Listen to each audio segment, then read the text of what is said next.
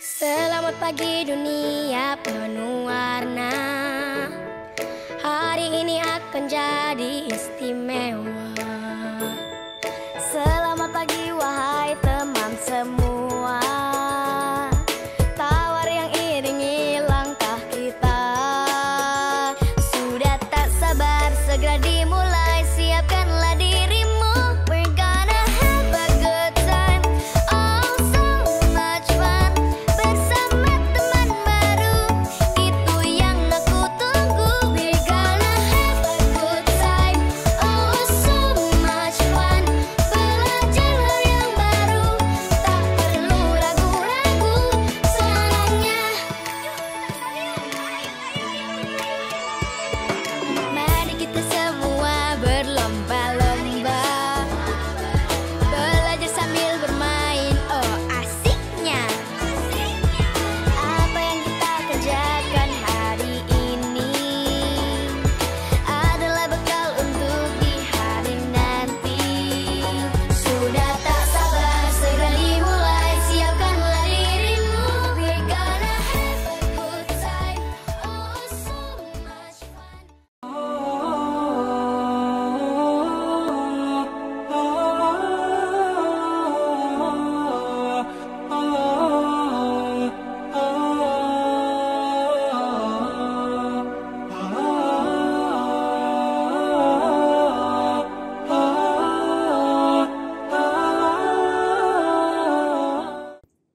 Assalamualaikum warahmatullahi wabarakatuh.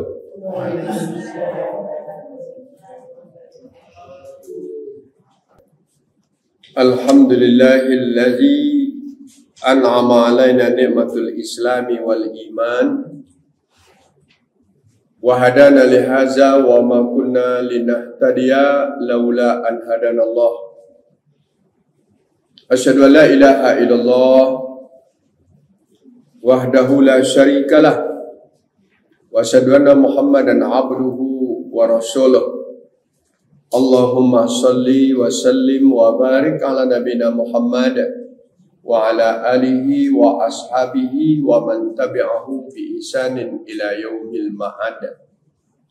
Faqad qala Allah ta'ala fil Qur'anil Karim, a'udzu billahi minasy syaithanir rajim. Ya ayyuhalladzina amanu taqullaha wal tanzur nafsun ma qaddamat lighad wattaqullaha innallaha khabirun bima ta'malun wa la takunu kalladzina nasullaha fa ansahum anfusahum ulaika humul fasiqun la yastawi ashabun nari wa ashabul jannah ashabul jannati humul faizun. Bapak-bapak dan ibu-ibu majelis taklim atau pengajian Masjid Al-Furqan Ahad pagi. Pertama-tama tentu kita tetap banyak memuji dan bersyukur kepada Allah. Karena alhamdulillah berbagai macam rahmatnya, karunia-Nya tetap kita nikmati sampai saat ini. Juga kepada Nabi kita Muhammad SAW, kita tetap memperbanyak salawat dan salam. Karena itu perintah Allah yang insya Allah akan mendatangkan manfaat terhadap kita baik di dunia apalagi di alam akhirat dengan syafaatnya. Bapak dan Ibu sekalian, kajian kita pagi ini adalah yaitunya surat Al-Hasyr ayat 18 sampai dan ayat ke-20. Kalau diarahkan materinya mungkin mengarah kepada muhasabah atau muhasabah diri untuk menghadapi hari esok gitu kan. Tentu kita akan terjemahkan dulu ayat ini ya. Dan selanjutnya akan kita jelaskan sesuai dengan kandungan yang dapat kita bicarakan pada pagi hari ini. Bismillahirrahmanirrahim. Ya ayyuhalladzina amanu, wahai orang-orang beriman. Ittaqullah, hendaklah kamu bertakwa kepada Allah. Wal tanzur nafsun ma qaddamat lighat, hendaklah seseorang itu memperhatikan dan menilai dirinya, apa yang telah dilakukan dirinya. Wattaqullah, dan bertakwalah kepada Allah. Innallaha khabirun bima ta'malun, sesungguhnya Allah itu maha meneliti dengan apa yang kamu perbuat. Wala takunu kallazina nasullah, jangan menjadi orang yang lupa kepada Allah. Fa'ansahum anfusahum, maka dia akan melupakan diri mereka. Ulaika humul fasikun, itulah orang yang fasik. La yastawi ashabun nari wa ashabul jannah, tidak sama siapa yang akan menjadi penduduk neraka dengan penduduk surga. Ashabul jannati humul faizun, penduduk surga itulah yang akan mendapatkan keberuntungan. Jadi Bapak sekalian, ayat ini tadi kita akhiri dengan ashabul jannati humul faizun, ya. Bahwasanya mereka-mereka yang akan menjadi penghuni surga itulah merupakan keberuntungan atau kemenangan. Dan insya Allah itu kita semua, ya. Jadi sekali lagi kita bertegas bahwa ashabul jannah itu adalah kita, ya. Jadi harus yakin dulu siapa yang akan menjadi penduduk surga. Kita itu siapa? Kita orang Islam yang beriman, Bapak sekalian. Dan ada jaminan dari Rasulullah. Wah, sebenarnya ini perlu saya tekankan, Pak. Ada jaminan dari Rasulullah bahwa yang akan masuk surga itu adalah kita, ya. Jadi jangan ragu, yang akan masuk surga itu adalah kita. Tidak sebagaimana didakwakan oleh saudara kita dalam agama yang lain, bahwa yang akan masuk surga itu adalah mereka, dan mereka pasti masuk surga, kata mereka kan, karena diselamatkan oleh juru selamat, ya. Dan yang lain itu akan masuk neraka, dan mereka semua akan jadi domba-domba liar. Maka ahli surga katanya harus menyelamatkannya. Itu terbalik maksudnya. Adalah terbalik. Yang bakal masuk surga adalah kita. Ada umat agama lain itu sengaja menanamkan suatu image gitu, ya. Kalau kamu belum tentu masuk surga. Kalau kami sudah pasti masuk neraka. Begitu mestinya begitu dia kan. Tapi yang mereka katakan apa? Kami pasti masuk surga kalau kamu belum tentu. Kamu mau memilih yang pasti atau yang belum tentu? Itu cara misi mereka. Ya, kamu memilih yang pasti atau yang belum tentu? Terbalik kata-kata itu. Terbaliknya kenapa? Yang pasti masuk surga itu kita, dan yang pasti masuk neraka itu mereka. Jadi setuju, yang pasti masuk neraka mereka. Innal ladzina kafaru min ahlil kitab wal musyrikina fi nari jahannama khalidina fiha.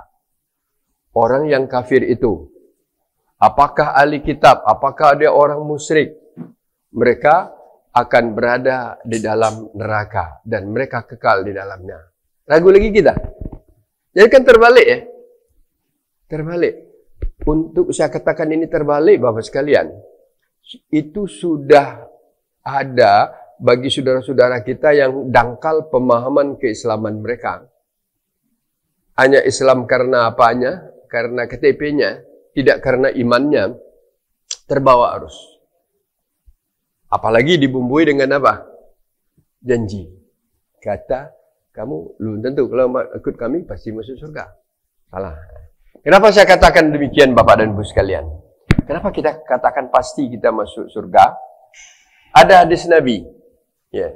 Dulu pernah saya ingatkan sedikit. Karena ini ada kaitannya dengan ayat ini, saya ulang kembali. kullukum tadkhulunal jannah. Coba lihat. Kata-kata ini sangat bagus ini. Kullukum tadkhulunal jannah. Semua kamu masuk surga. Ya, semua kamu itu artinya siapa? Umat Nabi Muhammad yang mengikutinya. Atau orang Islam yang beriman. Itu yang semua kamu. Jadi semua kamu masuk surga.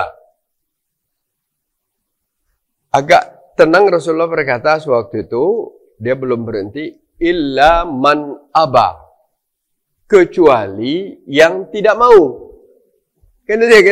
Pada dasarnya kita akan masuk surga kecuali nak mau. Nah, coba kalau ditanya masing-masing ini 100% jawabnya mau kan?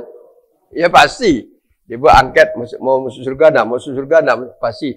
Ya semua. Kenapa mau ingin masuk surga? Karena surga itu adalah puncak kenikmatan. Ya.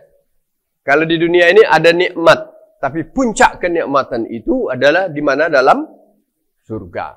Kenapa dikatakan dalam surga?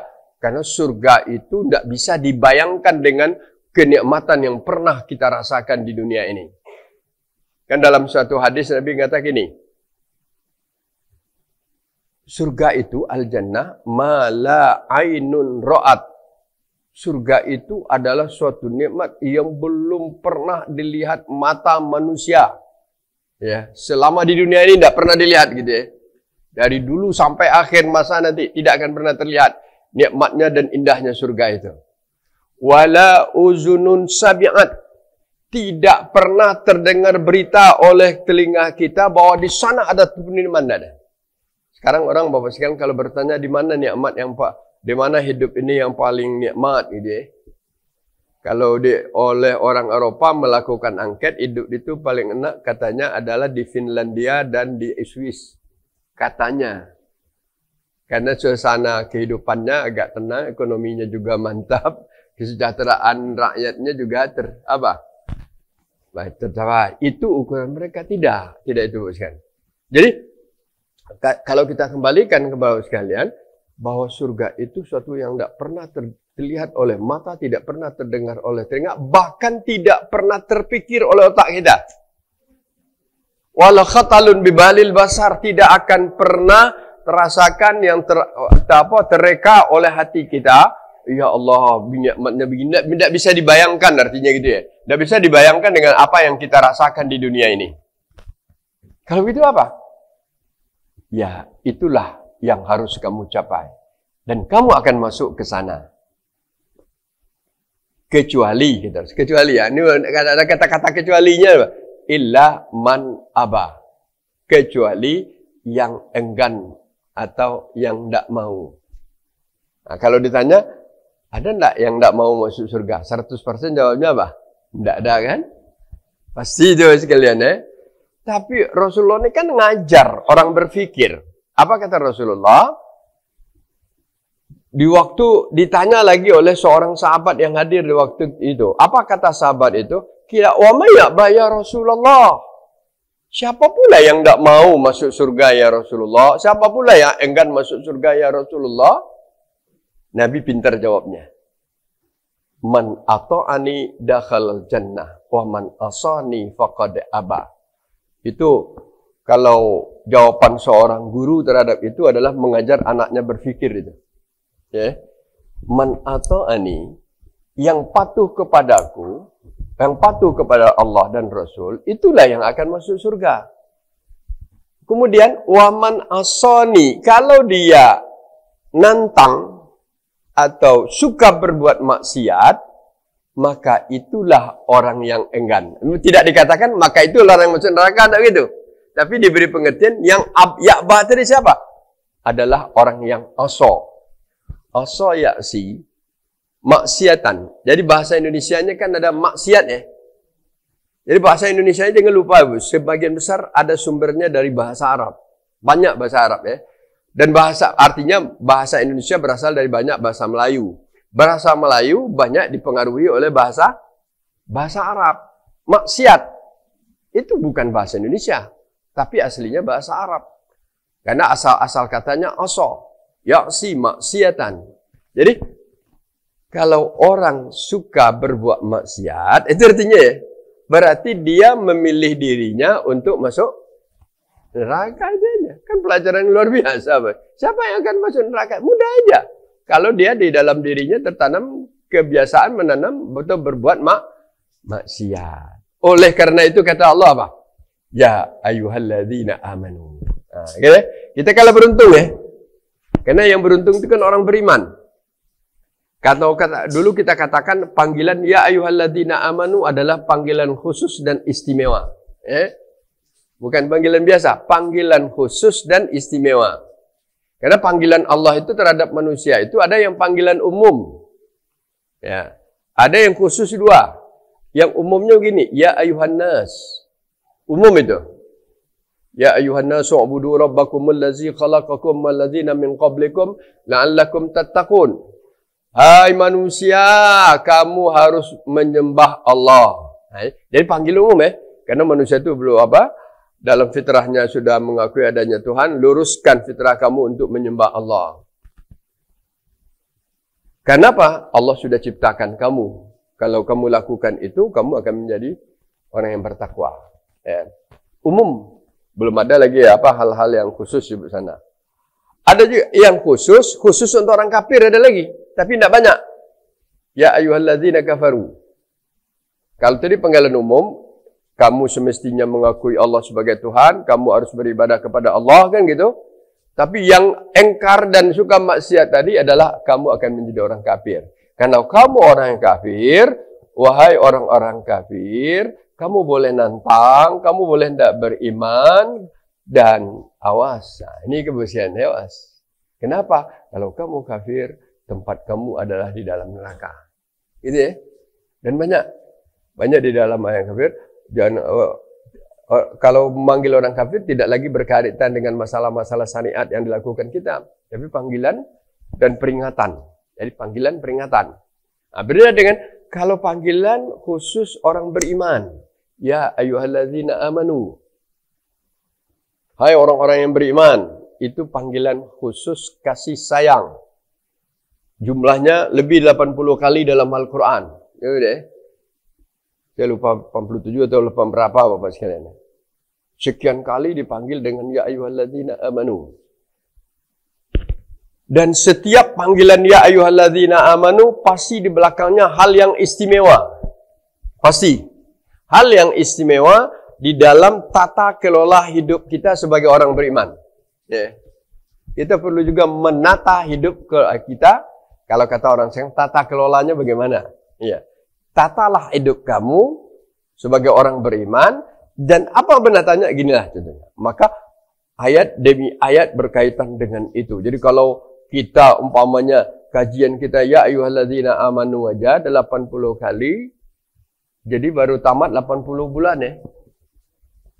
80 bulan itu berapa tahun? Iya, itu satu contoh kalian. Kalau sekali sebulan ya.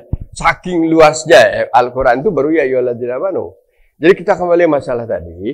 Panggilan ya ayyuhalladzina amanu panggilan sayang sebetulnya. Panggilan senang. Kamu manusia, kamu sudah mengakui aku sebagai Allah dan kamu sudah tunduk kepadaku dan kamu sudah menyerahkan diri kepada gitu. Kita orang Islam itu kan gitu. Kita ada orang Islam yang menerima panggilan Allah. Yang tunduk kepada Allah. Kita Islam itu al-Islam istislam artinya. Ma makna al-Islam? Al-Islam al-khudu' wal-istislam. Orang yang Islam itu secara bahasa artinya adalah tunduk dan menyerahkan diri. Jadi kalau begitu, kita orang Islam adalah orang yang telah menyerahkan diri. Menyerahkan diri biasanya bukan perang dengan musuh ya. Tapi menyerahkan diri kepada siapa? Allah. Kan? Kenapa? Dan memang kita harus begitu. Orang Islam itu apa? Orang yang tunduk dan menyerahkan diri. Kalau menyerahkan diri itu, dia harus ikut apa yang diinginkan oleh siapa? Tempat dia menyerah diri. Maka orang Islam yang takkan tunduk kepada Allah, apa aja kata Allah, apa aja perintah Allah, sami'na wa ata'na, kan gitu. Sami'na Apa artinya kata sami'na wa ata'na? Kami dengar, kami laksanakan, kami patuhi. Kan itu aja. Nanti kamu bisa diterima akal kamu, tidak diterima akal, yang pasti dia pasti sesuai dengan logika. Tetapi tidak semua bisa diketahui oleh manusia. Artinya syariat yang sudah aku tetapkan ini, kata Allah, pasti hal-hal yang membawa kepositifan dalam kehidupan kamu, baik untuk di dunia maupun dalam akhirat. Maka katakanlah sami'na wa ata'na. Karena apa yang aku katakan di dalam Al-Quran itu tidak sedikit pun di dalamnya kata-kata manusia. Kalau Al-Quran itu apa? Tidak sedikit pun, tidak satu kata pun dalam Al-Quran itu kata-kata manusia. Al-Quran itu maka istimewa kan gitu. Tapi dia murni kata Allah. Yang murni, kalau murni apa? 100 par. Jangan ragu lagi. Kita harus yakin dengan hakul yakin. Al-Quran itu dari Al-Fatihah sampai An-Nas. Semuanya adalah kalamullah. Apa kalamullah itu? Firman Allah. Tidak dikurangi, tidak ditambah, tidak ditinggalkan. Itu oleh Rasulullah. Apa yang dia dengar, sampaikan. Kadang-kadang Rasulullah sendiri tidak ngerti. Ya. Ada tidak Rasulullah tidak ngerti? Ada. Waktu turun, alif, lam, min. Tidak ngerti Nabi. Nabi tahu hanya huruf alif, huruf lam, huruf min. Karena di dalam kamus bahasa Arab tidak ada alif, lam, min. Apa artinya? Tidak ada. Paling-paling, kalau tidak dicari juga, alif, lam, min adalah kumpulan 3 huruf hijaiyah. Alif, lam, min. Tidak arti kata kan? Maka itu artinya kalau kita lihat di dalam Al-Quran, yang artinya yang sesuai dengan apa yang katakan Rasulullah ada Allah yang tahu maksudnya. Tidak boleh ditakwilkan yang lain. Banyak itu. Alif, lam, ra. Tahu tidak kita artinya? Tidak tahu kan? To, sim, min. Tidak tahu kita artinya. Bahkan ada nun. Kok huruf nun aja? Wal qalami wa ma yasturun.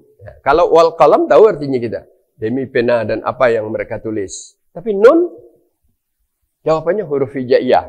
Itu aja kan? Jadi kembali, kalau itu Al-Quran, kita akan sami'na wa ta'na. Kenapa?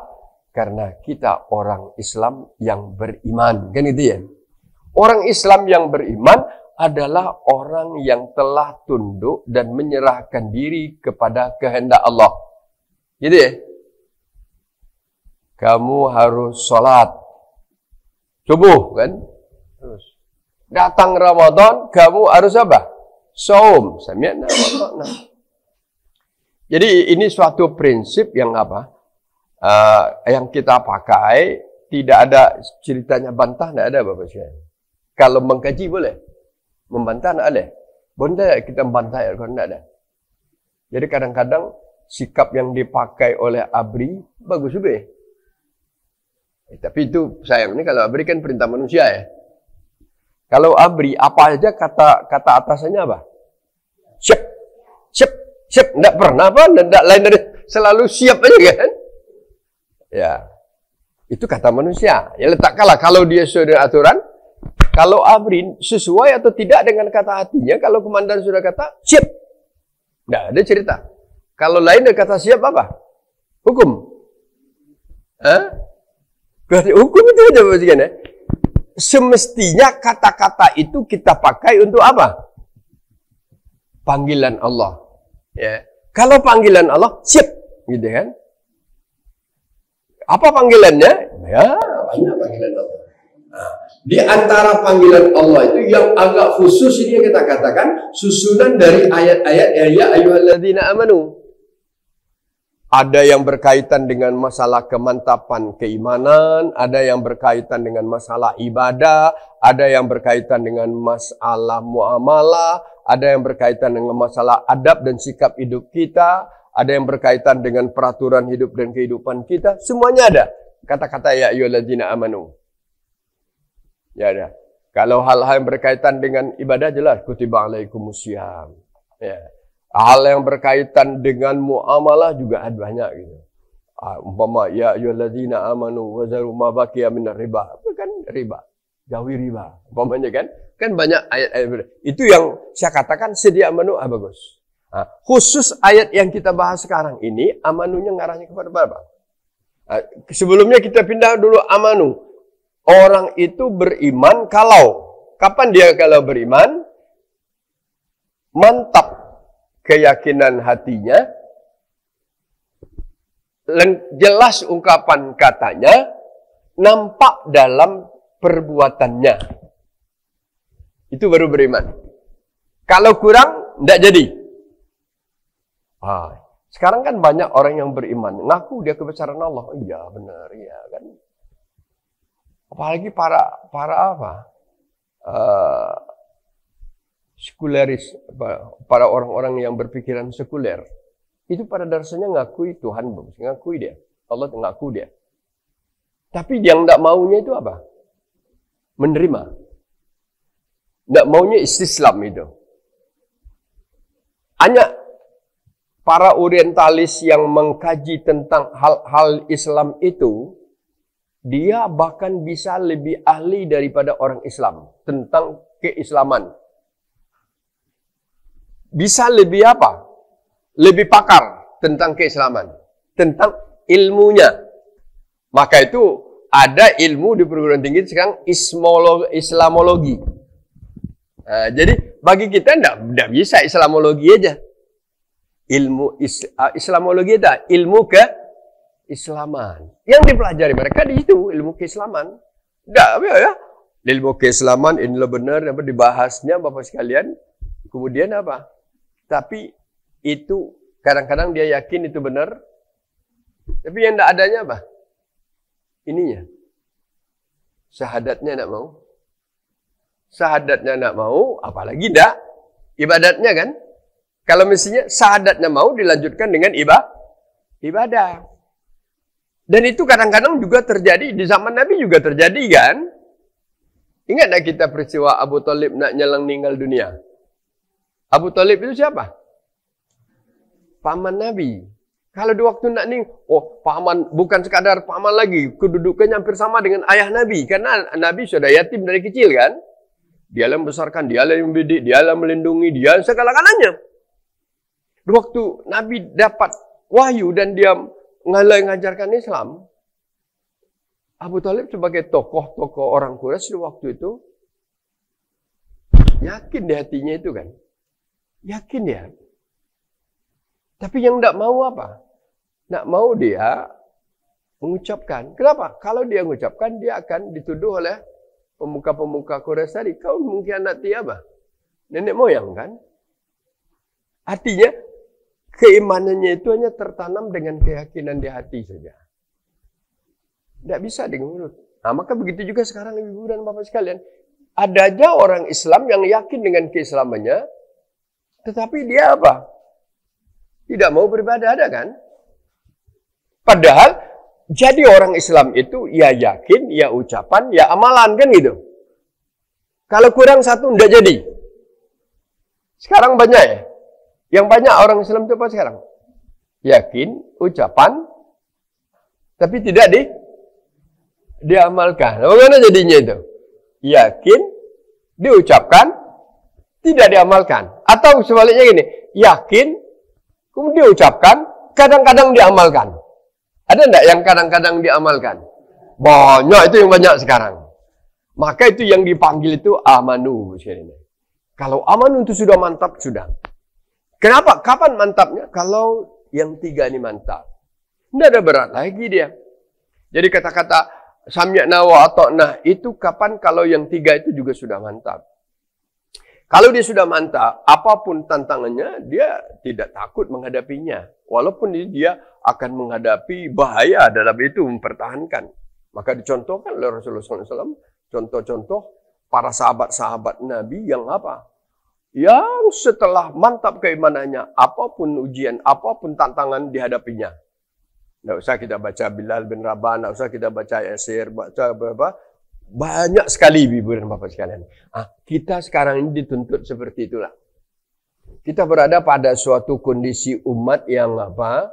Yang sudah karena kemajuan teknologi dan ilmu pengetahuan. Dan sehingga kadang-kadang manusia itu terlalu terbuai dengan kehidupan duniawiyahnya, lupa masalah ukhrawiyahnya. Bagaimana sekarang gitu ya? Terbuai. Apalagi yang kesenangan dunia ini, apa yang tidak dirasakan manusia lagi sekarang? Ya? Tidak ada lagi tidak dirasakan. Semuanya Bu sekalian.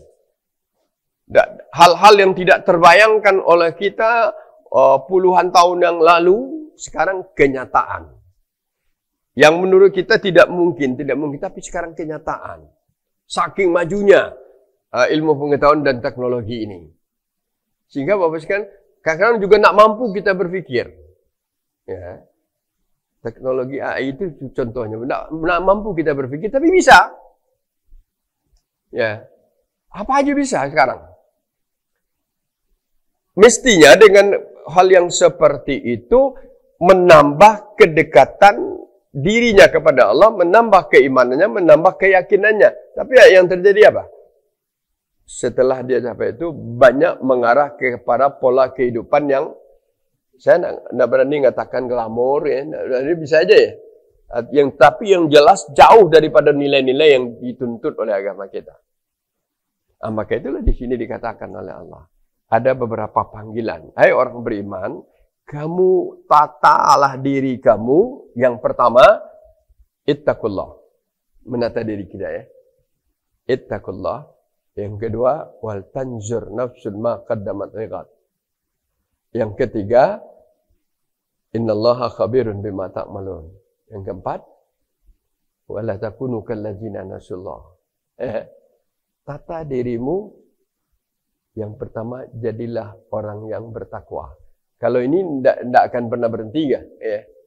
Mengajak kepada bertakwa itu suatu ajakan yang tidak boleh berhenti sampai hari kiamat.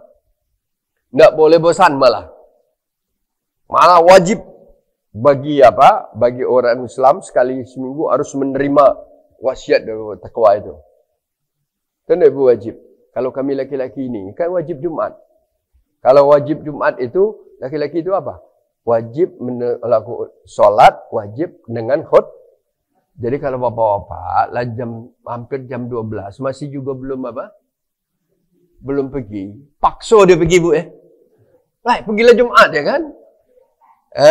Karena berdasarkan pengalaman saya yang hampir tiap Jumat jadi khatib menyewa ke bawah, pas waktu khatib naik mimbar itu masjid baru 2,5 atau 2/3. Tapi setelah barakallah penuh dan di luar apa? Itu real. Siapa yang salah? Ibu-ibu. Bukan bapak-bapaknya. Kenapa ibu-ibu salah? Membiarkan bapaknya di rumah harilah 11:30 masih nonton TV, masih bekerja kan? Mestinya jam 10 itu suruhlah dia mandi, jam 10:30 pergilah. Benar tak?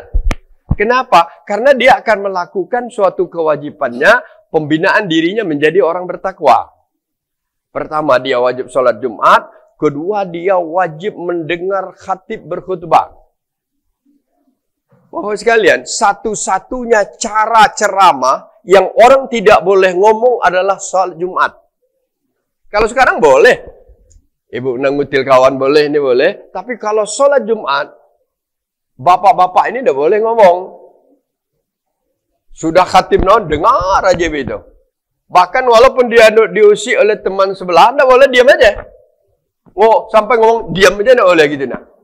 Ngomong diam aja tidak boleh. Kenapa? Kalau khatib sudah naik mimbar, maka janganlah salah seorang kamu lagi ngomong. Walaupun kata-kata itu diam. Siapa yang melakukan itu? Faqad lagha, kata Rasulullah. Lagha itu sungguh jadi sia-sialah Jumatnya. Kenapa? Karena dia harus mendengar wasiat pembentukan kepribadian yang bertakwa. Karena salah satu rukun khutbah itu, khatib harus berwasiat dengan takwa. Bukan mesti dengan kata-kata, tapi inti khutbah itu mengarah kepada inti takwa itu apa? Inti takwa itu imtisalu awamirillah wajtinabu nawahi. Itu intinya, itu makna hakikatnya takwa itu. Orang bertakwa itu orang yang dapat menampak mengucapkan dan melakukan kalau itu perintah Allah dilakukannya, kalau itu larangan Allah dihentikannya. Itulah takwa.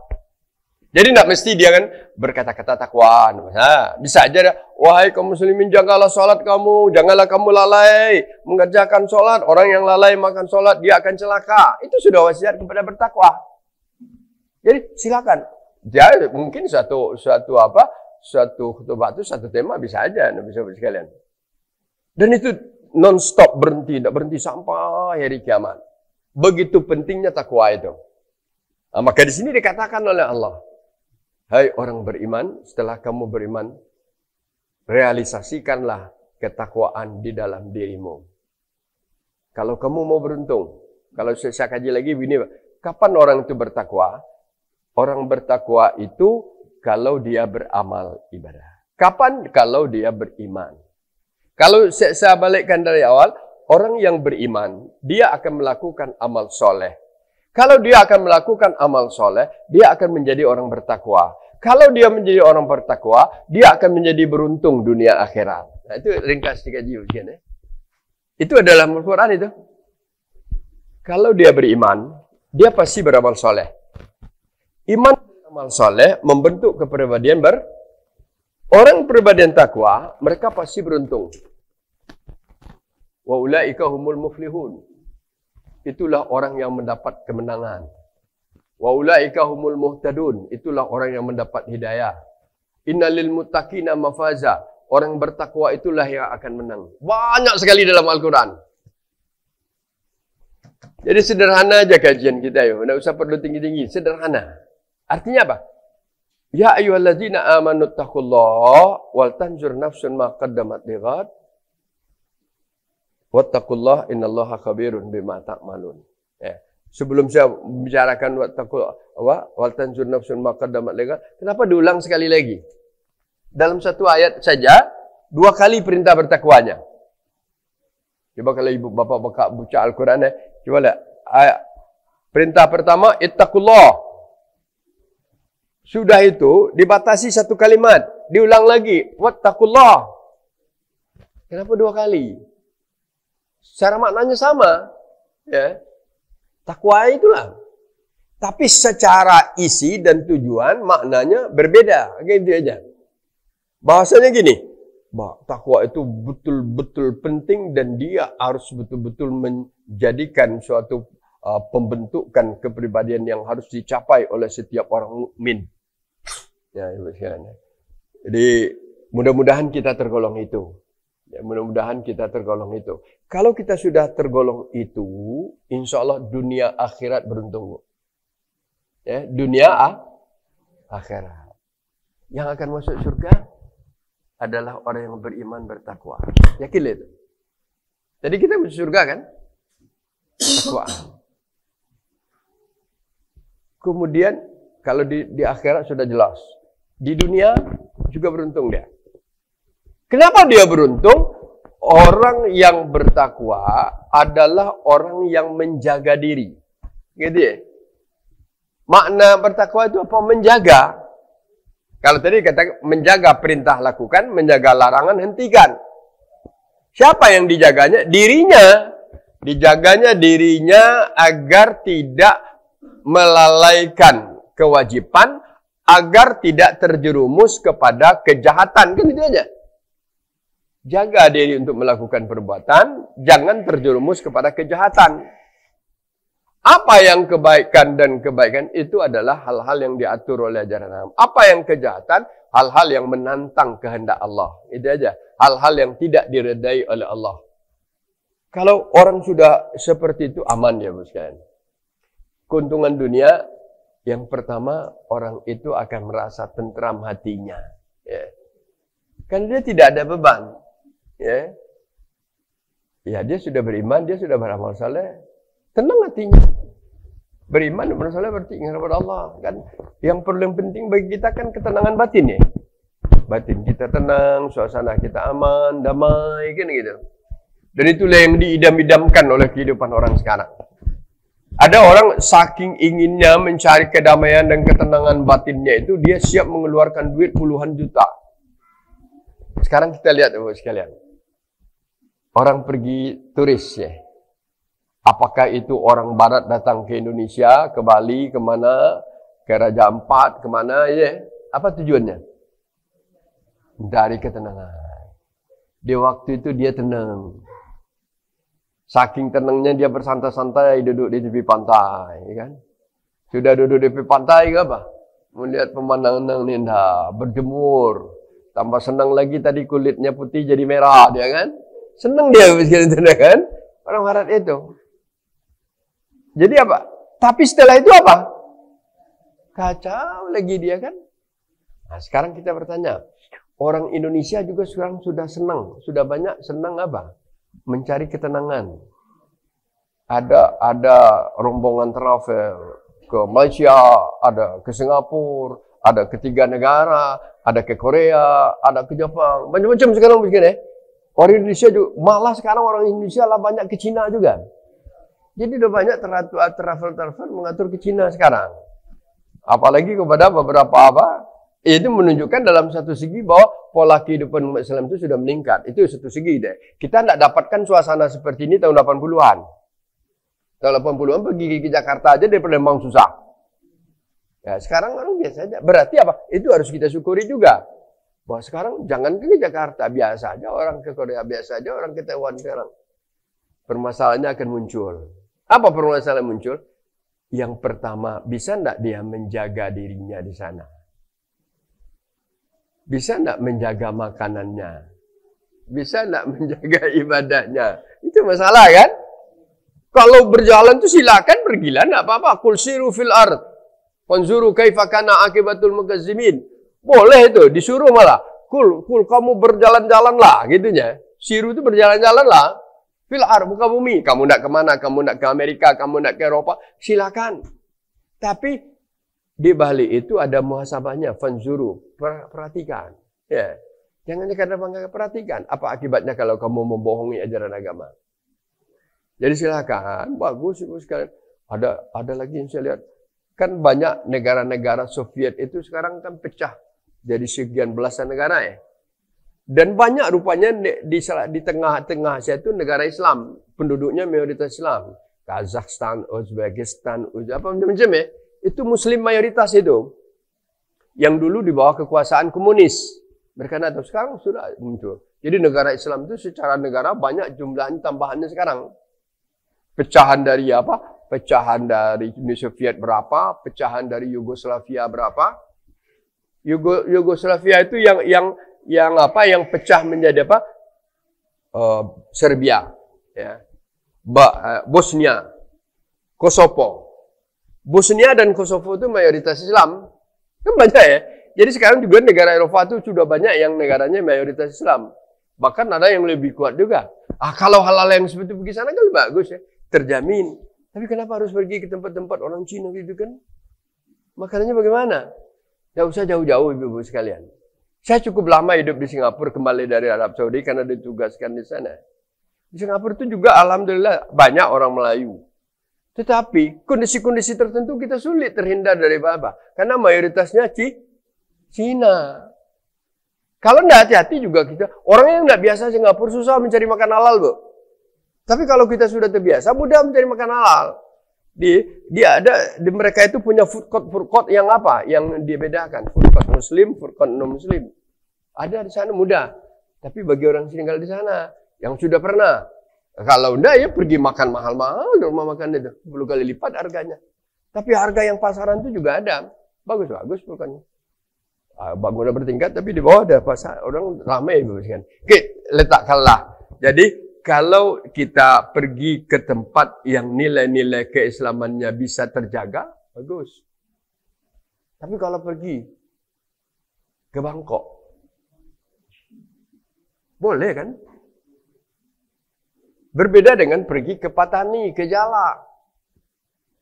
Patani itu adalah daerah Thailand itu selatan, ada beberapa provinsi orang Melayu.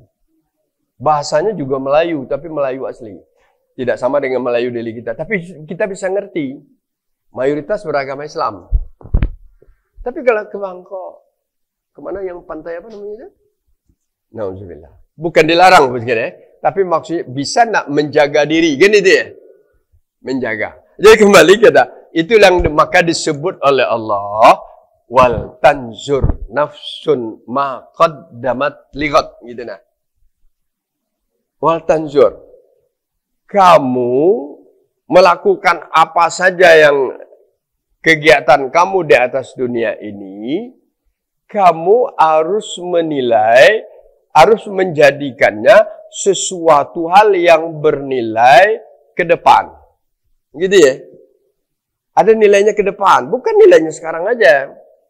Makanya kata wal tanzur nafsun ma qaddamat ligat.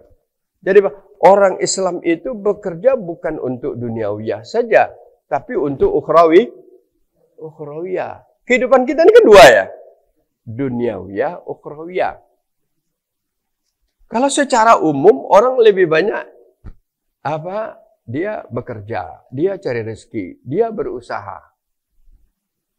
Ya, memenuhi kebutuhan dunia katanya kan, memenuhi kebutuhan hidup. Benar, tidak salah. Tetapi kita sebagai orang Islam dituntun untuk memformatnya, apapun kesibukan duniawiyah kita harus ada nilai ukhrawiyahnya. Ini yang saya sebutkan ya. Sekarang kan perintah kita sudah tadi wattaqullah jual jadilah ya. Kemudian wal tanzur. Wal tanzur ini kalau kita bahas secara bahasanya itu gramatikanya luar biasa itu sekalian ini. Bahasa Arab ini bahasa yang punya bentuk-bentuk yang tidak ada bentuknya gramatikanya di dalam bahasa Indonesia. Asal kata awal tanzuru itu melihat, memperhatikan. Ya. Kalimat berita biasa. Ya, kalimat kata kerja itu kan. Kalimat biasa dia. Kamu melihat, kamu memperhatikan gitu ya. Tapi dia yang kalau cara anak pondok mengatakan tanzuru itu fi'il mudhari'. Fi'il mudhari' itu artinya terjadi sekarang dan berkelanjutan ke masa yang akan datang. Artinya sesuatu yang dikerjakan secara berkelanjutan gitu nah. Ada lagi kata kerja dalam bahasa Arab itu nanzur itu nazoro, itu telah artinya yang telah berlaku. Tapi ini tanzur fi'il mudhari'. Fi'il mudhari' itu maaf ibu-ibu sekalian, karena khusus orang yang belajar bahasa Arab, bahwa fi'il mudhari' itu menunjukkan pekerjaan yang dilakukan zaman sekarang dan yang akan datang. Berarti dia berkelanjutan. Itu ya. Pekerjaan yang berkelanjutan. Kalau ada perintah, kalau ada kata ini, wal tanzur, kemudian ini ada penambahan lam. Satu lam aja, dia berubah total artinya. Lam huruf, tidak berbaris pula itu. Sukun barisnya. Dia berubah total maknanya. Tadi artinya memperhatikan. Sekarang berubah menjadi perintah. Hendaklah kamu memperhatikan. Hendaklah kamu melihat. Hendaklah kamu memikirkan. Hendaklah kamu mengira. Hendaklah kamu menghitung. Bisa artinya gitu. Jadi apa? Kamu harus melihat dan memperhatikan secara berkelanjutan. Kalau berkelanjutan apa? Tidak seketika. Kalau sekian artinya terus-menerus. Kalau orang melakukan audit. Kapan? Sekali setahun. Tidak ada dunia ini yang tidak. Kegiatan duniawiya tidak ada yang tidak ada auditnya. Kegiatan perekonomian tidak ada yang tidak ada auditnya. Apakah itu lembaga pemerintah, apakah itu lembaga swasta, diauditnya. Bahkan ada orang yang khusus tentang itu, auditor. Auditor itu ada yang internal, ada yang eksternal. Apa gunanya mengaudit itu? Mengawasi dari awal. Udah seluruhnya Bapak sekalian. Umpamanya tidak mau audit, Yayasan Al-Furqan, dia audit. Apa? Yang tidak bergerak, yang bergerak aktif, yang tidak aktif. Semua kan. Perjalanannya setahun dari Januari sampai apa? Kemudian dilakukan. Ada suatu PT, begitu juga. Ada auditnya dalam kehidupan. Apalagi kalau auditnya itu nanti salah, itu tantangannya hukum. Ya? Kan itu. Sekarang kita bertanya, kita disuruh enggak mengaudit diri kita? Ini istilah saya aja merubah kata wal tanzur nafsun ini artinya dan hendak jugalah kamu mengaudit diri kamu.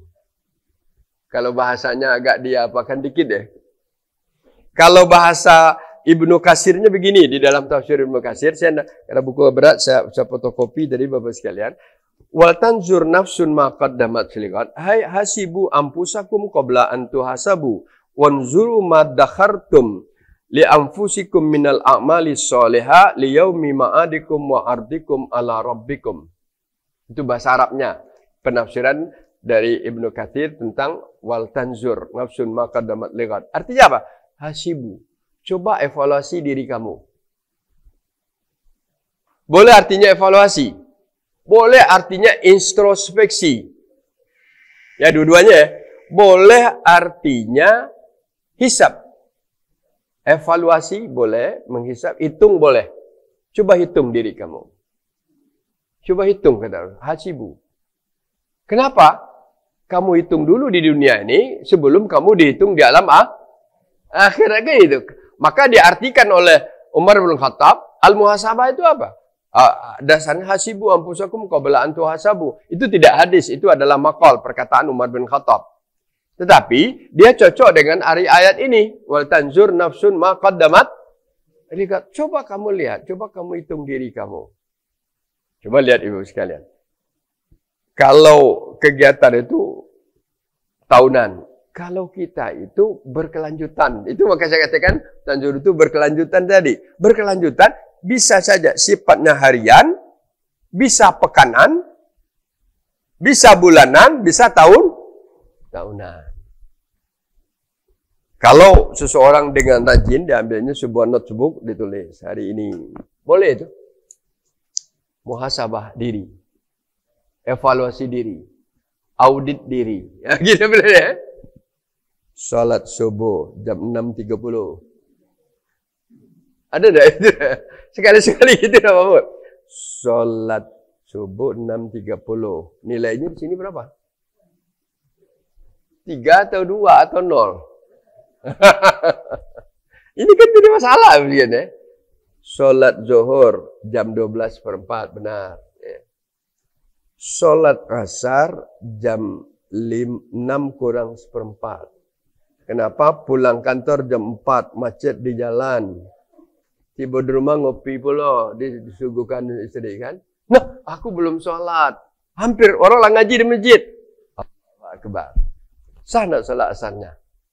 Sah. Tapi auditnya? Itu sama sekali. Itu satu contoh aja. Yang wajib-wajib aja. Salat apa lagi? Maghrib. Nah, kalau maghrib ini biasanya mantap, cepat ya. Karena rata-rata lah di rumah salam. Yang masalah lagi salat isya. Sudah capek gawe, nonton TV, ketiduran. Bangun tengah malam, lupa salat apa? Isya. Ada. Maka itu dikatakan Rasulullah, salat isya itu juga istimewa di sini. Jadi itu satu contoh kecil aja muhasabah diri kita harian. Dan itu ada kata Rasulullah. As-salawatul khamsa, al-jum'ah ilal jum'ah, Ramadan ila Ramadan. Jadi hisabnya harian, solat yang 5, pekanan apa, Jumat ke Jumat, tahunan Ramadan ke Ramadan. Kalau hasilnya bagus, positif, apa, tanpa apa kan wajar, tanpa apa? Apa-apa yang biasa di BPK itu.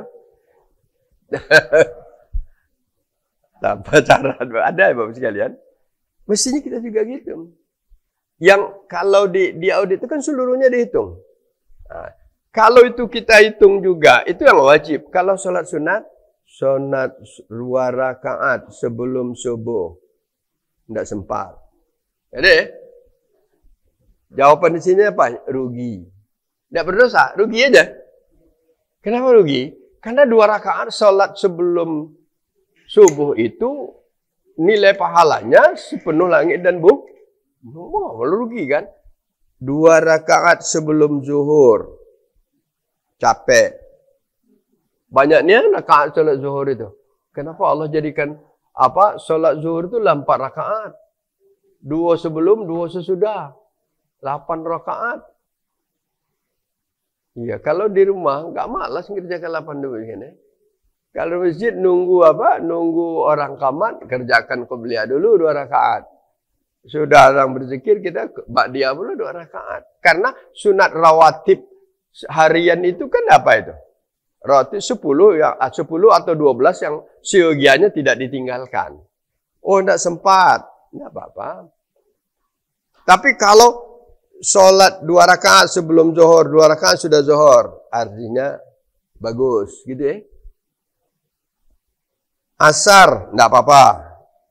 Maghrib sebelumnya juga tidak apa-apa, karena tidak ada penekanan. Tapi maghrib sudah 2 rakaat, ingin tidak cepat, tidak jadi, rugi. Tidak dosa, tidak, rugi. Jadi beda, kalau sholat sunat tidak kita kerjakan, kita tidak berdosa. Tapi kita rugi. Nah, ini rugi. Kenapa kok? Sekarang muhasabahnya begini. Kenapa kok urusan dunia kita takut rugi? Urusan akhirat?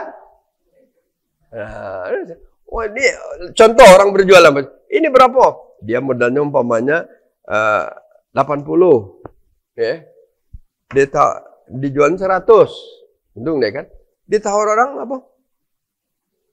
75 be. Wah, tidak baca, rugi ini. Itu benar enggak? Ada enggak Bapak yang pedagang di gini kan? Itu yakin saya itu. Berapa ini? Modal 80, mesti saya jual 100. Tawar kawan apa? 75. Tidak baca, rugi. Tapi kadang-kadang karena tidak ada pelaris, boleh jual belah. Itu. Artinya gini, Bapak. Kalau duniawiya, kita takut rugi. Kalau akhirat, kenapa tidak takut rugi? Itu yang kita katakan tadi apa? Muhasabah untuk hari esok. Dan kata-kata ini juga begitu. Wal tanzur nafsun ma qaddamat ligat. Coba lihat dalam diri kamu, apa yang kamu kerjakan untuk hari esok. Gitu. Coba kamu hitung. Kalau kita hitung-hitung, ya. Kalau terlalu banyak ruginya bagaimana?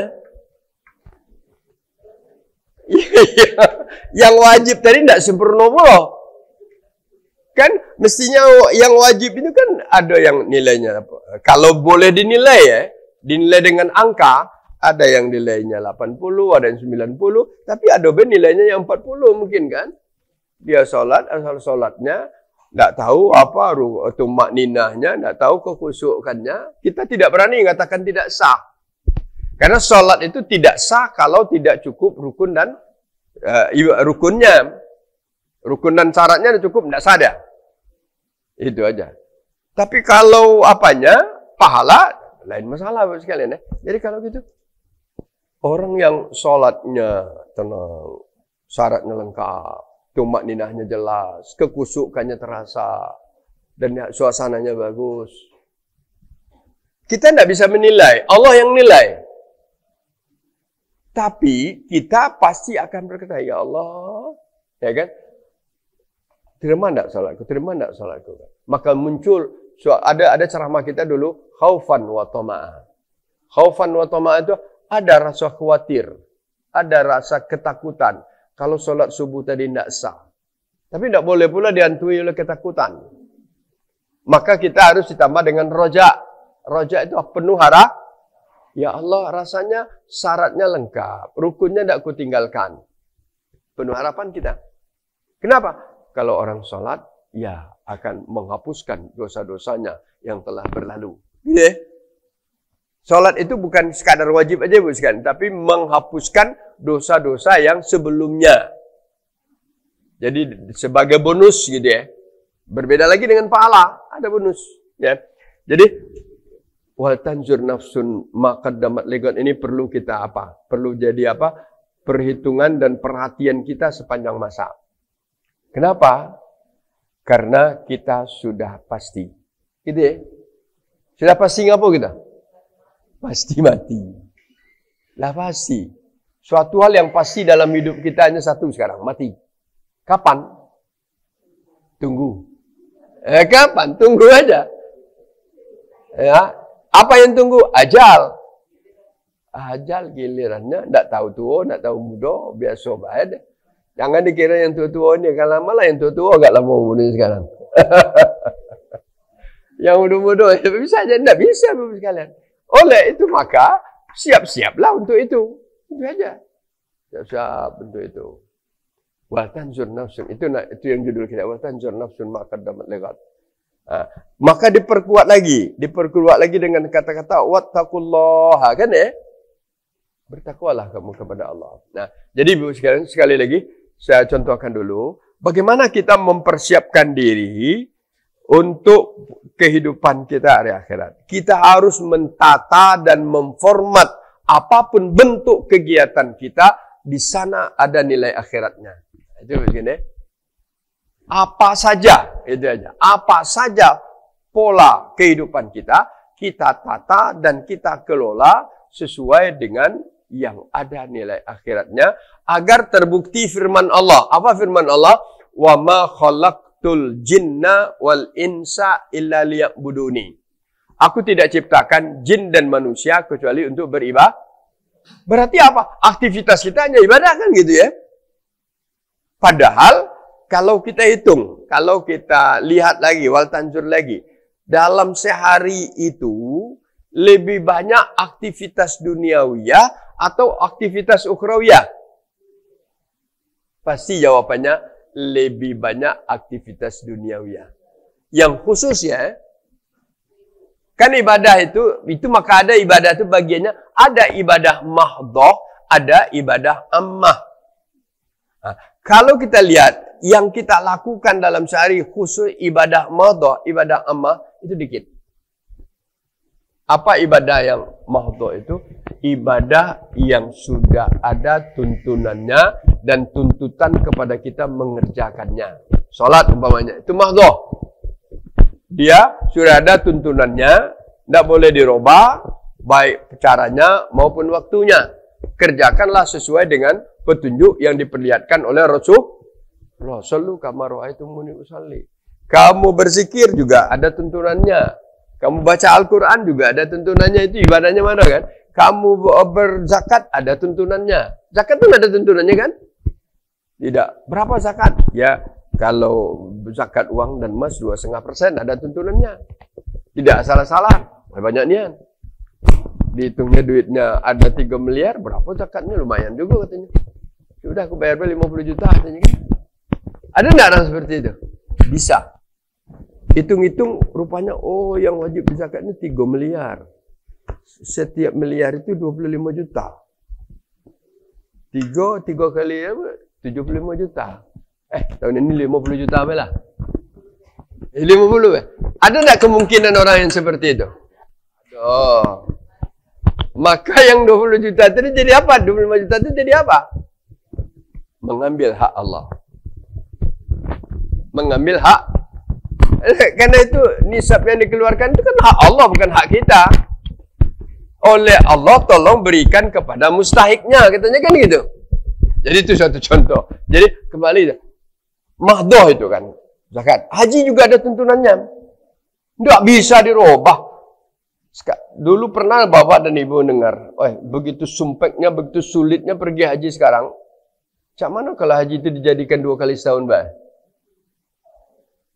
Boleh tak? Tidak boleh. Kenapa? Tuntunannya sudah baku. Bahwa haji itu fi ashhurin maklumat, pada bulan tertentu. Tanggalnya tertentu yang harus puncaknya dari tanggal 8 Zulhijjah sampai dengan 13 Zulhijjah. Atau diperpendek bisa 9 Zulhijjah sampai 12 Zulhijjah. Itulah haji. Ini bisa dirubah. Satu, tidak bisa. Kenapa? Karena sudah ada manasiknya. Khuzu ani manasikakum, ibadahnya khusus. Boleh tidak haji itu karena ramai, itu dibuat tempat bersawaf itu tidak jadi masalah. Karena yang penting adalah mempermudah kondisi. Yang sulit, boleh tidak Ka'bah itu dibuat satu lagi? Jadi tahap sana, itu tidak bisa. Karena dia ibadah mahdoh. Ya, ibadah yang sudah mantap. Itu tidak bisa dirubah. Tapi ibu sekalian, ada ibadah ammah. Ibadah ammah itu, kalau menurut dulu pernah saya bacakan definisi Syekh Ibnu Taimiyah. Syekh Ibnu Taimiyah adalah ulama besar yang kembali menghidupkan cara beragama kita kembali kepada Al-Quran dan hadis. Dan bukunya luar biasa banyaknya ibu sekalian. Itu kira-kira berapa abad yang lalu ya. Tapi dia sudah menjadi menjadi ulama yang bisa mengarang sekian banyak buku di zaman keterbatasan dan dapat menjawab berbagai macam permasalahan. Kita ambil sekarang bagaimana dia memberikan pengertian ibadah ammah itu agar segala sesuatu itu tidak sia-sia di Allah. Maka dikatakan al-ibadah itu ismun jami' likulli ma yuhibbullah wa yardahu min qaulin aw fi'lin zahirin aw batinin. Itu tidak bahasa Arab ya. Sesuatu hal yang akan bernilai ibadah itu adalah suatu nama yang sangat universal, sangat umum, sangat luas, boleh. Maka dikata likulli. Apa? Setiap nama yang umum likulli. Syaratnya apa? Yuhibbullah. Allah cinta, Allah ridha. Apakah itu perkataan, apakah itu perbuatan, apakah itu nampak, apakah itu tidak nampak. Ya. Artinya apa? Kalau ibu jam 10 sampai di rumah. Contoh ya. 10 sampai di rumah. Pengajian jam sampai 9:30. Ibu di rumah, nah hari Ahad juga. Kat mana kalau buat pempek gitu hari ini? Kan ya? Atau buat apa lah hari ini? Buat pempek. Ada tak? Jadi nak beli. Sudah ada nak juga. Sudah dia buat. Buatnya. Apa gunanya? Duniawiya kan? Agar perutnya kenyang. Tapi juga apa? Tujuannya apa? Agar menyenangkan keluarga kan? Ya. Tujuannya itu. Tujuannya kenapa dibuat? Tapi ini dikerjakannya dengan ikhlas. Pekerjaan ini halal tak? Halal tak? Baik tak? Itu syaratnya dulu. Halal tak? Baik tak? Jadi kalau dia sudah halal, dia sudah baik. Mendatangkan bahaya tak? Tidak. Ya. Dia halal, dia tidak berbahaya. Maka itu dikerjakannya dengan baik. Dengan niat. Dimulai dengan basmalah. Kullu amrin zibalin la yubda' bil basmalah fahuwa ajza'. Suatu pekerjaan baik kalau tidak dimulai dengan basmalah, dia akan terputus. Terputus dari keberkahan. Tapi alhamdulillah ini dimulai bismillah, kerja baik. Alhamdulillah dibuatnya, diajaknya keluar masak, kira-kira sejam selesai. Sudah direbus, sudah digoreng puluh. Cukunya lah masak puluh, Bu. Sudah itu apa? Dia makan puluh, bismillah. Apakah kata ibu, capek-capek be aku nak jadi dapat. Ada yang ngomong macam itu, be? Ada. Ngomel. Itu dia, ngomel. Aku makan baik, aku nak nolong dia. Tapi udah, dengan apa? Dengan rasa senang dia katakan, buat sekalian, maka itu dia tidak ibadah, tapi di sana ada nilai ibadah. Yuhibbullah. Allah senang kan? Allah cintakan? Maka itu Allah, maka dia adalah pada jalan Allah. Ini yang dimaksud ibu-ibu sekalian. Kita bisa mengelola apa aja format kehidupan kita, ada nilai ukhrawiyahnya. Apa yang kamu persiapkan untuk ada esok? Muhasabah, hitung. Coba, boleh tak dihitung dari tadi pagi? Kalau yang sudah dihitung. Tapi saya bangun tadi pagi, sudah buka pintu, sudah nyapu, sudah rebus banyu, sudah masak sarapan, masak goreng. Kalau itu dikerjakan dengan mendapatkan cinta Allah dan ridho Allah, ya, dilakukannya itu dengan apa? Sesuai dengan kondisi kemampuannya, insya Allah di sana ada nilai. Kata Rasulullah, fahuwa fi sabilillah. Maka dia ada di jalan Allah. Secara duniawiyah dapat, secara ukhrawiyah nilainya positif. Duniawiyah positif, ukhrawiyah Jangan ditanya berapa pahalanya. Jadi jangan pula ibu masak. Kalau aku masak pindang hari ini, berapa pahalanya pesan? Tidak tahu saya itu kan. Tapi masak pindang, bagus. Berapa? Pahala. Pasti berpahala. Pahala itu tidak bisa dihitung dengan kuantitas. Dengan jumlah tidak bisa. Ya, karena itu adalah urusan Allah. Satu lagi ibu sekalian. Dua lagi, karena waktu kita habis ini. Pertanyaan silakan nanti. Yang ketiga, innallaha khabirun bima ta'malun. Ini yang penting lagi. Kamu harus yakin, apa saja yang kamu lakukan, apa saja yang kamu perbuat, apa saja yang kamu katakan, tidak ada yang terlepas dari pengawasan Allah. Allah itu maha meneliti. Bukan maha mengetahui aja dia. Dia maha meneliti. Dia tahu yang zahir, dia tahu yang batin. Dia sirra wa alaniyah, tahu dia. Khabir itu bukan sangat teliti. Itulah bukan sekadar teliti. Kalau manusia bisa meneliti, tapi tidak bisa sangat teliti. Allah sangat teliti. Sehingga saking telitinya, faman ya'mal misqala dzarratin khairan yarah wa may ya'mal misqala dzarratin syarran. Sekecil apapun kebaikan kamu lakukan, kamu lihat nilainya. Sekecil apa kejahatan ada. Kapan? Di hari akhirat. Bagaimana tahunya? Ada catatan buku. Dia di padang mahsyar kan dapat pembagian buku nanti. Wa amman utiya kitabahu bi yaminihi. Wa sawfa yuhasabu hisaban yasira wa yanqalibu ila ahlihi masrura. Adalah wa amman utiya kitabahu wa anwara azharihi. Cara pembagian aja sudah berbahaya. Tapi semua dapat kitab. Apakah kitabnya kecil seperti flash disk, tidak tahu kita. Apa kalau bukunya setebal berapa tebalnya ya? Jadi ilmu teknologi yang sekarang ini membayangkan kehidupan akhirat juga sebetulnya. Sepenuh masjid ini buku dimasukkan ke dalam hard disk persis. Itu hanya bisa sebesar ini. Tapi kalau dibaca semua, itu pula lebih bapak sekalian. Segala kehidupan kita secara terpenuhi. Wah, aku tidak pernah buat ini, ya Allah. Aku nantang tidak benar. Tidak pernah kata kamu, coba buka. Coba buka memori kamu. No, iya. Itu. Maka dikatakan, Iqra' kitabaka binafsika wa kafa binafsikal yawma hasiba. Kamu baca sendiri. Oh, kalau kamu baca. Dan cukup kamu menghitungnya. Masya Allah ibu-ibu dan bapak sekalian. Waktu kita yang membatasi kita ini kan. Maka dari itu ayat yang keberapa tadi? Ayat yang ke-19. وَلَا تَكُونُوا كَالَّذِينَ نَسُوا اللَّهَ فَأَنْسَاهُمْ أَنفُسَهُمْ. Jangan dalam hidup ini menjadi orang yang lupa kepada Allah. Kalau lupa kepada Allah, bukan lupa baca bismillah aja. Dia lupa sholat, dia lupa halal, dia lupa haram kan? Maka hidupnya hantam,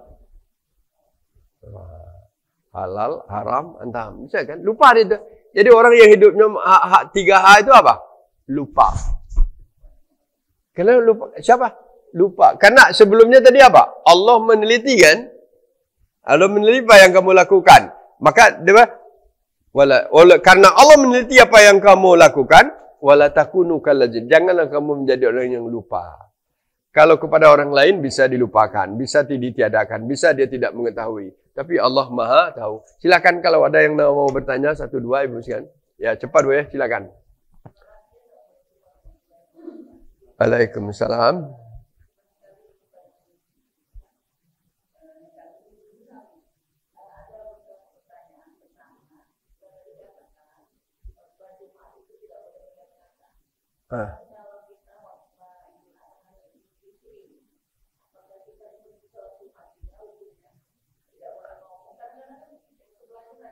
Iya. Ya. Ya.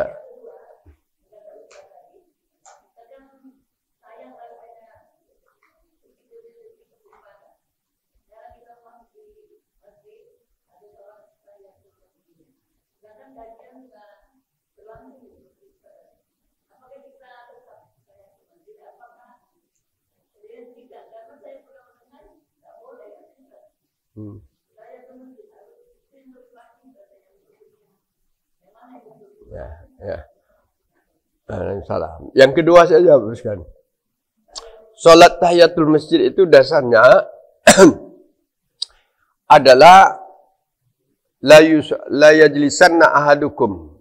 Janganlah salah seorang kamu duduk di masjid hatta yusalli raka'at, sehingga dia salat 2 rakaat. Bahkan waktu itu Rasulullah sedang berkhutbah. Dia gitu kan. Dan ini memang terjadi, apakah jadi di dalam ilmu usul, apakah ta'arud? Ta'arud itu bertentangan dalil. Maka kan ada 2 pendapat ini kan. Oh, kalau lo sudah kalau lo sudah khutbah duduk langsung ya. Tapi kalau berdasarkan hadisnya itu kan pemahamannya begitu.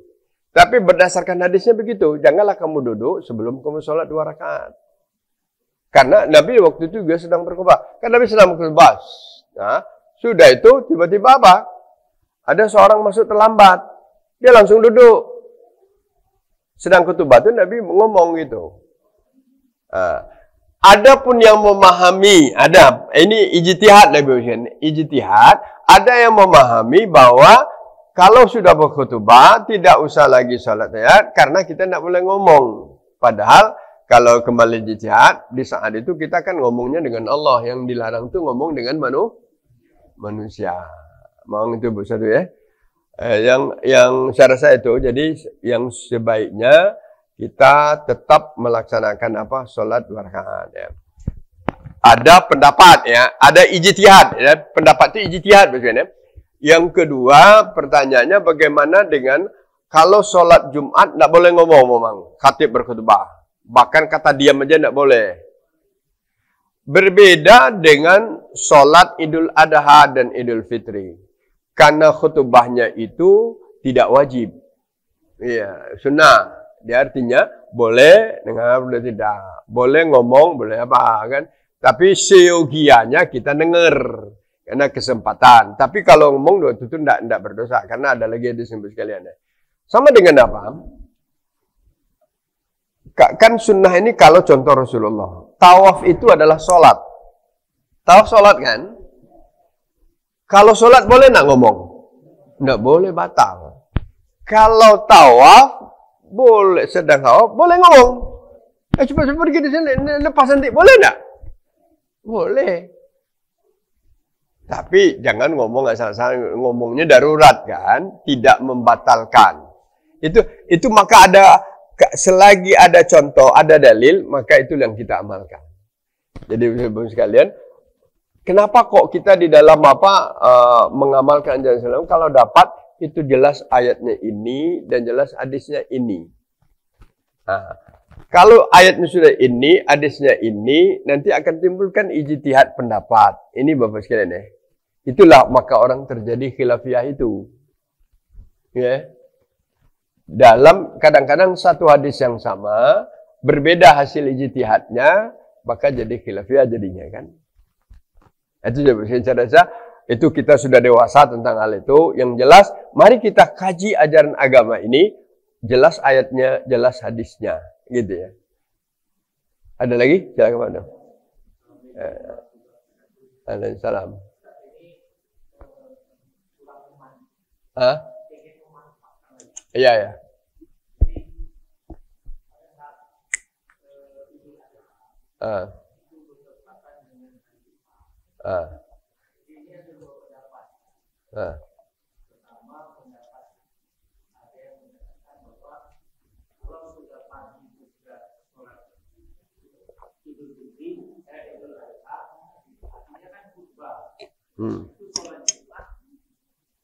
Tidak diadakan, tidak apa-apa.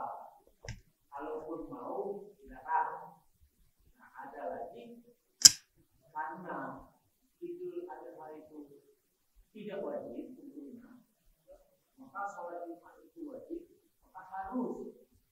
Nah, mana saja? Ya. Yang paling mantapnya sesuai dengan contoh Rasulullah. Memang Bapak dan Ibu sekalian, ijaztama al-idain, hadisnya begitu. Ijaztama al-idain kalau bertemu 2 hari raya. Karena hari raya kita, Jumat itu hari raya kita. Pekanan. Idul Adha dan Idul Fitri. Jadi bertemu hari Jumat dengan Idul Adha atau hari Jumat dengan Idul Fitri, maka Rasulullah SAW memberi keringanan siapa yang ingin di antara kamu untuk sholat Jumat, silakan. Siapa yang ingin apa? Ini ada ilahnya.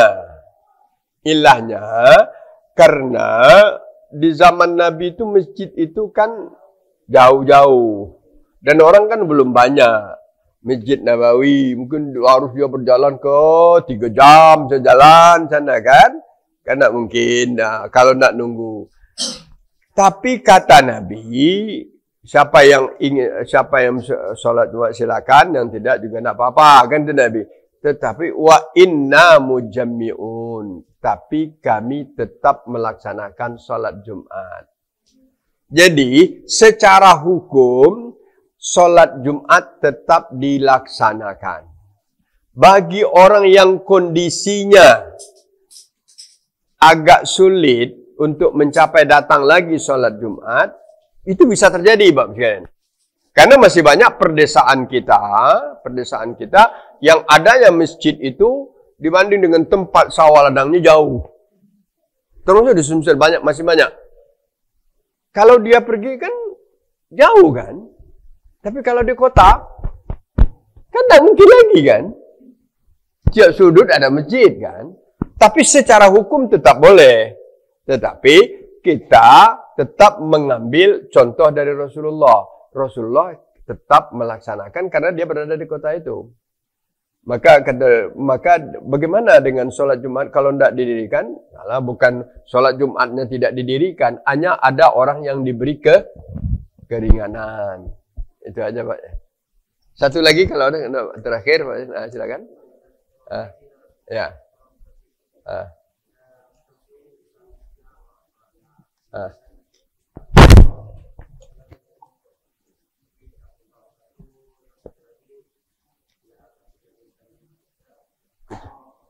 Khalaqtul jinna wal insa illa liya'budun.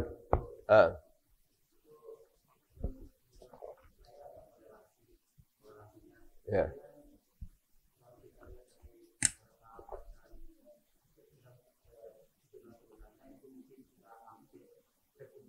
Ya.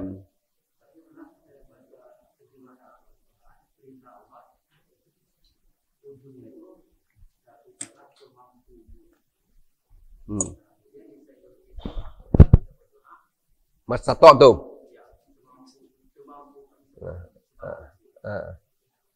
Jadi yang saya tanyakan itu, kalau dia berikan di Allah, kami sama Allah yang terakhir itu sedang kita di lemah.